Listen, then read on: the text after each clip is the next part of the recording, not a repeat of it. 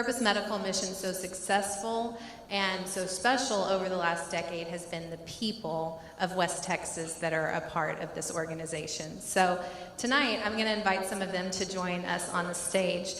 Kathy Markham-Horn, Dr. Richard George, Dr. Charlie Bayou, Nicole Hines, and Dr. Sammy Deeb. And we're just going to let them share a little bit about their experience over the last 10 years with Purpose Medical Mission. Guys, give them a round of applause, if you would. These guys are professionals. They do a lot of great things, but it's always a little interesting sitting up here in front of a room full of people with the lights on and microphones in your face. So cheer for them if you need to. If they say something funny, make sure you laugh at them and do all that stuff. Good to see all of you. Don't they look great? No, seriously. It strikes me that this is a crew that's largely been around since literally the very beginning of Purpose Medical Mission, as Sixtus talked about a little earlier. How many trips have you guys been on? Just yell it out. How many trips have you guys been on, you think, throughout all of this? 7. 5, 13, 8, Charlie, 8. And everyone seems to have an interesting story as to how they first met Sixtus. Nicole, I'll start with you since we gave you the microphone here. First time you ran into Sixtus and you heard about all of this with Purpose Medical Mission was when, and how did that go? Well, my story is kind of interesting. So I had just moved from the Dallas-Fort Worth area, and I was running the Fort Worth Health Department, specifically managing the refugee program there. And I had worked with the Lost Boys from Sudan. And part of my job was trying to acclimate them to the Dallas-Fort Worth area. And I always felt like I knew they needed to be there for whatever reason they were there, political corruption, things like that. But did we really do them a justice? Because they really had a hard time acclimating to the United States. And so I had left the Dallas-Fort Worth area. My husband has a family-run business here, and I immediately came back to Covenant in the infectious diseases and said I needed to find a program where I could volunteer my time to really fill the void of not being able to provide those folks with the dignity that I thought was needed. And so someone had told me, hey, you need to meet this guy, Sixtus. He's really starting up this program where they're enabling people to stay in their communities and helping provide health care for them and teaching them how to be the best beacons of their own health care in their community. And so I thought, okay, how can I figure out how to meet him? So I heard someone call me and said, hey, Sixtus is in the OR, Dr. George is in the OR. So I ran down there as fast as I could, and I said, hey, I'm Nicole. I have 5,000 condoms for you to take to Cameroon. Would you like them? Wait, hold on. The first thing you said to Sixtus was, hey, can you use 5,000 condoms? I was nervous. And I really don't even remember why I had 5,000 condoms, to be honest with you. But he took them, so it was good. That was my first encounter with him, and it has been a fabulous 10 years ever since. Yeah, you said you met Sixtus in PA school initially, and then there you are in Cameroon. Did you know where Cameroon was even before you started all this? I had heard of Cameroon. Uh-huh.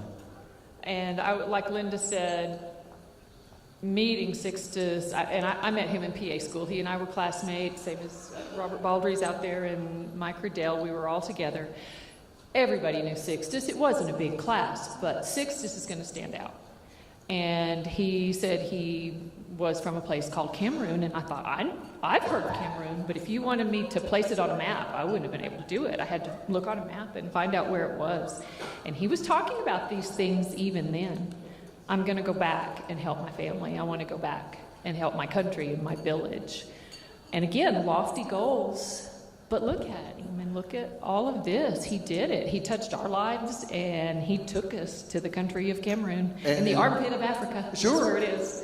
And there you were doing all this. And I guess it would be easy to say, and you tell me if I'm wrong, that it would be the children that you run into that touch your lives, and the stories that you bring home the most when you're in a situation like that. Do you want me to tell you a story about some kids? Please do. I'll try to be short, but they do. They touch your lives. The children in Cameroon. Sixtus, in his book, talks about when he was a child there and the illnesses he had and what he went through. When we were there, multiple children in the hospitals that we go to there. One story is hard for me to talk about. There was a small child. Sixtus, you might help, or somebody else would remember this. I believe they were having an asthma attack, some sort of respiratory problem. We were at the clinic in Moyoka, and the child couldn't breathe. Here in America, we pull out the oxygen, we pull out something as simple as a nebulizer. They didn't have that. We had that ambulance, and we rushed that child to the next biggest hospital. They didn't make it. Those aren't the kind of lives we lose here.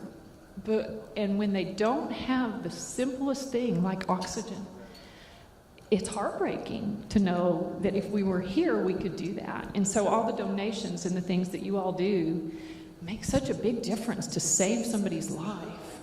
Sammy, I know that, Sixtus brought this up. How in the world do you just get a hold of an ambulance and get it over there and put it to use in a place like Cameroon or Congo or wherever we would happen to be? You need an expert like Rick George to figure that out. He's really excellent at eBay products. And So literally you found this on eBay? So we decided we were going to buy an ambulance. And I said, Sixtus, we can get this on eBay. And he said, no, we can't. And I said, no, we can do this. And so, sure enough, we went out and we Googled it, or we went on eBay and we found this ambulance. And I said, so we're going to wait until the very last second to put in a bid. So we sit there. But see, everybody does that, though, right? But Sixtus is like, okay, it's 2 minutes, we got to go. And I'm going, no. And it starts, and he's getting so nervous, and his eyes are just. And then we finally submit a bid, we win. Now, what's interesting about this ambulance is they are bringing it to Dallas. And it's going to have temporary tags, it's going to have a bill of sale, and Sixtus is going to go down and get it. And it arrives, and it has no temporary tags, it has no inspection, no bill of sale, and Sixtus gets in this with Lawleaf, who's from Sri Lanka, and he starts driving it up here. And they pass a state trooper. Sixtus waves. Of course, right? You never see one. You never see one until you're driving the ambulance with no tags. You don't know how this guy gets away with everything. I mean, the lights come on, he gets pulled over, trooper comes over and says, sir, do you know why I pulled you over? I said, well, probably because I don't have a license. He goes, sure. So, can you prove your ownership? No. No bill of sale. Goes, you don't have any inspection. He goes, no. The trooper walks around, comes back and says, I'm going to give you this warning. If you get pulled over again, if you show this to him, they'll let you go. He's done this so many times, and we got this silly ambulance and took it over, and I mean, it was just kind of fun. But yes, you can buy an ambulance on eBay. Good to know. And Sammy, I know you found yourself in the back of that thing one time, trying to get someplace. Now, again, streets in Cameroon, it's not exactly like you turn the lights on and everybody pulls over like it happens around here. No, that was a terrifying story that I still have nightmares over. We were driving from Moyoka, which is where we have the hospital, back to Douala, which is the central capital of one of the commercial capitals of Cameroon, where the port is. And we had to make it in time before the port closes in order to clear our container from customs. And that morning, the governor of the Southwest province came to see us as a patient, and I declined to treat him because our container was still in customs and the custom officials weren't helping us out. So And this is a guy who's not used to being told no. Yeah, exactly. So I said, well, I wish I could help you, but I have to go clear the container out of customs since your guys won't let it be released. So he offered to give us his ambulance driver to drive us to Douala. So we get on this ambulance, Dr. Burke, myself, Sixtus, and that guy was doing about 70, 80 miles an hour on a dirt road, and traffic is going in the opposite direction, and I swear to you, I was on the back of that ambulance, eyes closed, praying. That's the only thing I could do. It was the most terrifying ride I've ever been on.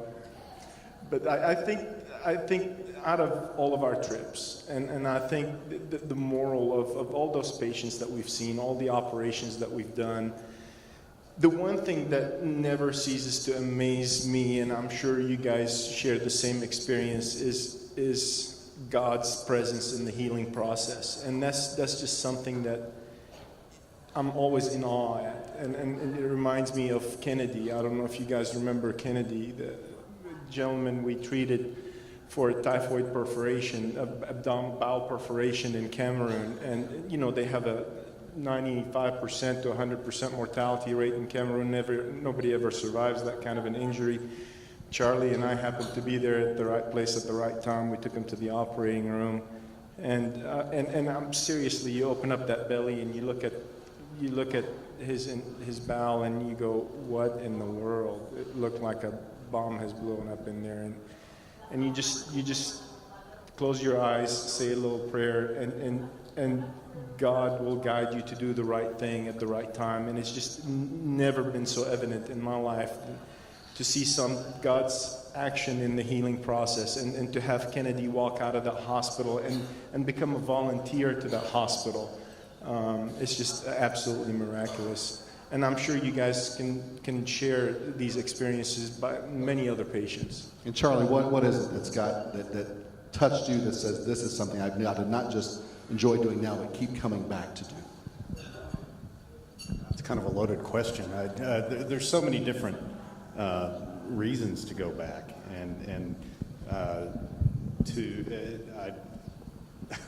I've been touched more than I think that we've touched them, and it's the most difficult thing to explain.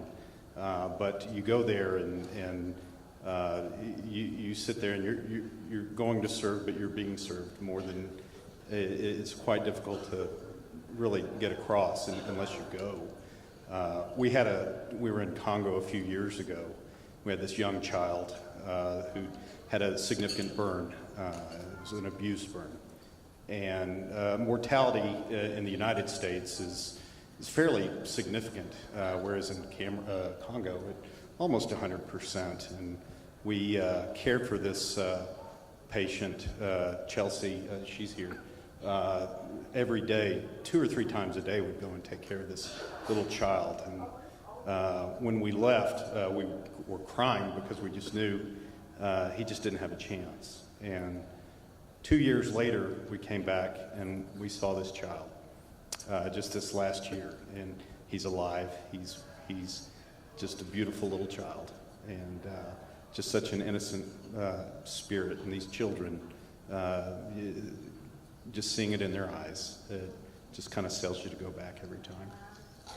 Dr. Joyce, I got to ask you, you and I have something in common. We've both had people take an interest in our cameras while we were overseas on one of You got yourself in a little bit of trouble too here now, but just because you want to take pictures and you document things that you do, right? And, you know, go back and look at it later. Someone didn't take kindly to that, did they? No, we were going through, and as we were traveling, we get stopped by the gendarmes, and they were extracting their bribes. And this is in Cameroon. This is on our first trip, and it's getting very frustrating because we can't get to the village. We're just being continually stomped, and it's, you know, at first you're intimidated, and then you're frustrated. And so I figured I'd just take a little picture. But it was a new camera, and so when I indiscreetly took the picture, the flash went off, and all of a sudden the machine guns came out, and people are screaming. They're pointing guns. Yeah, kind of. And kind of? Okay. My poor nurse. I mean, oh my gosh, it was terrible. But I mean, it's like I'm terrified. And then Sixtus is so calm, and he's just explaining. He takes the camera, and I mean, we made it out of there, but it was truly terrifying, the oppression. And we're trying to help their people, but They don't care. They just wanted what's in it for me, and it was an exciting time. And what we mentioned, what you saw the stories in Nicaragua that I was able to do when I went down there. I wasn't in the airport in Managua 15 minutes, and they had confiscated my TV camera, much to the chagrin of my boss, and even more so to me. Not being used to that kind of stuff, I'm almost ready to slug the guy and probably end up in jail and cause an international incident. These poor people would have to save me. But there was Sixtus, there was Dr. Burke, calm, no problem, we'll get it worked out, because they're used to dealing with this kind of corruption. This is someone trying to get us to pay him a little money on the side so he has a nice weekend. We had literally one day, good day, to shoot all this stuff, and thank the Lord for Dr. Burke. We mentioned earlier on tonight. He was there with us as sort of my guiding companion. He had a brand new camera. And while we're trying to get all this back and get everyone wrangled that we know in high places to get this camera back, I grabbed Dr. Burke's camera. I said, hey, does this thing have a video function on it? He's like, yeah, it's really great. Yeah, thanks. Grabbed the thing. And I have no idea how it's going to look and everything else. And so the video you saw there, most of it, except for the interviews, was done on poor Dr. Burke's camera. I stole all of his little cards that go in there. The poor guy had nothing to come out of his trip with. But we had good stories thanks to him. And thankfully, they had known better than to go into a place like Nicaragua without knowing people in high places. So they had a guy called the Colonel. The Colonel had been former military there, obviously, knew the right people to call. So we got the camera back there at the end. But what saved us was Dr. Burke and everyone being able to keep their heads, other than me, was ready to cause an international incident and all this kind of stuff. So thankfully, they had the experience where I did not. I know, and we want to close here. We want to get on to the rest of the program here. Kathy, I know you had taken some Texas Tech students with you at one point in time, and they took a liking to some of the kids that they saw in some of this in Nicaragua. In fact, you told me about something that just almost made my knees break when all that happened to one of the girls who had met one of the families there. This one's hard to tell, too, without crying. But we did take a group of kids from Texas Tech from the Wesley Foundation, and they're doing all kinds of things for us and doing some ministry with the people there. They were giving out eyeglasses. I love how they did eyeglasses. Some of y'all may have donated old eyeglasses. We took them to Cameroon, and people came who needed help seeing, and we just said, here, does this help? Try this pair on. Does this help? This is the new optometry thing. Yeah. But we took several kids with us that were college, and I think this one young lady was probably a sophomore. And while they were doing this thing with the eyeglasses and other things there while we were at the hospital, there were children all around, toddlers running and playing, and one cute little kid was playing with this young lady, and his mother came up. I bet the child was 18 months old, not quite 2.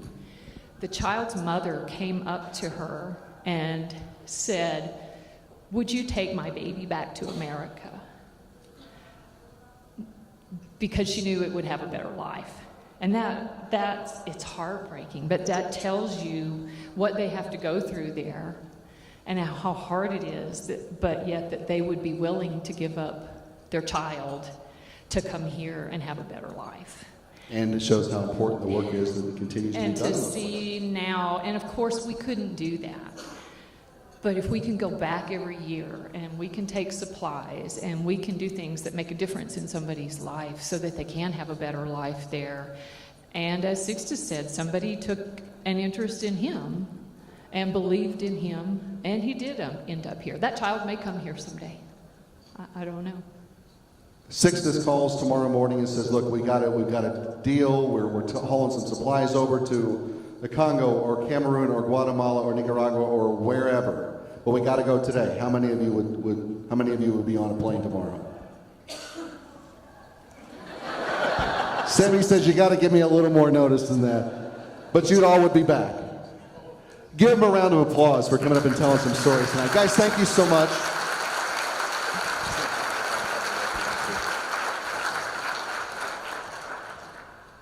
Oh, don't.